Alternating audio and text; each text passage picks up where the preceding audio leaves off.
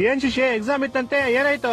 ಅಯ್ಯೋ ಏನ್ ಕೇಳ್ತ್ಯಾ 30 ನಿಮಿಷ ಓದಿ ಹೋಗ್ 3 ಅವರ್ ಎಕ್ಸಾಮ್ ಬರ್ಬಿಟ್ಟು ಬಂದಿದೀನಿ. ವಾ ರಿಸಲ್ಟ್ 3 ದಿವಸ ಬಿಟ್ಕೊಂಡ್ ರಿಸಲ್ಟ್ ಬಂತು. 3 ಮಾರ್ಕ್ಸ್ ಬಂದೈತೆ.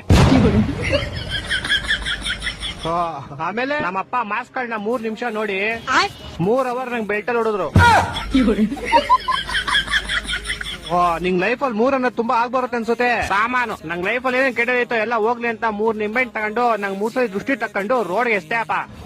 ಯಾರೋ ಒಬ್ಬ ಬೈವರ್ಸಿ ಅವ್ನ ಬೈಕ್ ನ ನಿಂಬೆಹಣ್ಣು ಮೇಲೆ ಹತ್ತಿಸ್ಬಿಟ್ಟು ಸ್ಕಿಡ್ ಆಗಿ ಅವ್ನ ಬೈಕ್ ನ ತಗೊಂಡೋಗಿ ಸೀದಾ ಕಂಬಕ್ಕಿಟ್ಟ.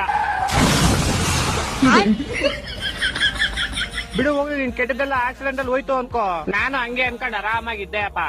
ಆದ್ರೆ ಗೋಳಿ ಮಗ ಮೂಲಿರೋ ಅಂಗಡಿಗೆ ಹೋಗ್ಬಿಟ್ಟು ಯಾರ್ ನಿಂಬೆಹಣ್ಣು ಇಸಿದ್ರು ಅಂತ ಕ್ಯಾಮ್ರಾ ಚೆಕ್ ಮಾಡ್ಕೊಂಡು ನಮ್ಮ ಮನೆಗೆ ಬಂದ್ 3,000 ರೂಪಾಯಿ ಇಸ್ಕೊಂಡೋದ.